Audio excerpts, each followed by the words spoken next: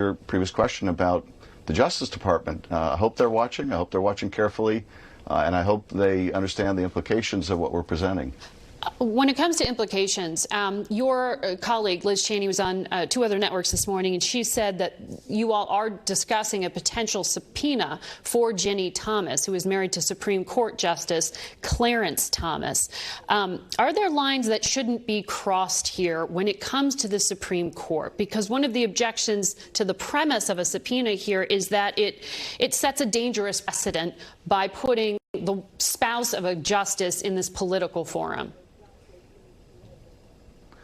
There are lines that shouldn't be crossed, but those lines involve sitting Supreme Court justices not presiding or appearing or taking action in cases in which their spouse may be implicated. And in this case, for Clarence Thomas to issue a decision in a case, a dissent in a case, where Congress is trying to get documents, and those documents might involve his own wife, that's the line that's been crossed. And I think for Congress to be looking into these issues, looking into conflict of interest issues, but here looking into issues whether it involves the wife of a Supreme Court justice or anyone else, if they have information or a role in an effort to overturn an election, yes, they're not excluded from examination. It sounds like you're saying you favor that subpoena. Well, if she has relevant information or investigation, we hope she comes in voluntarily. But if she doesn't, then we should give that serious consideration. And yes, I think those that we decide have important enough information should be subpoenaed. Congresswoman Cheney also said the committee expects to hear again from Tony Ornato, that lead Secret Service agent, and that both he and another have hired private criminal defense counsel. What does that suggest to you?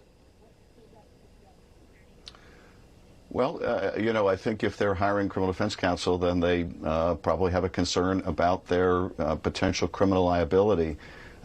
We want to hear from these witnesses. Some we want to hear from again. We want to put them under oath if they weren't previously under oath, so that we can understand exactly what was happening on January 5th and January 6th. And we have profound concerns about what's going on at the Secret Service. We are now, for the first time, getting documents that we had requested long, long ago. There's one issue about why they weren't provided earlier, but they're also showing us some new things. And furthermore, we want to obtain those text messages if there's any way to retrieve them. But either way, we want to get answers as to why those were destroyed. All right. We will continue to watch what the committee does when you reconvene in the fall. Thank you very much, Congressman. And for a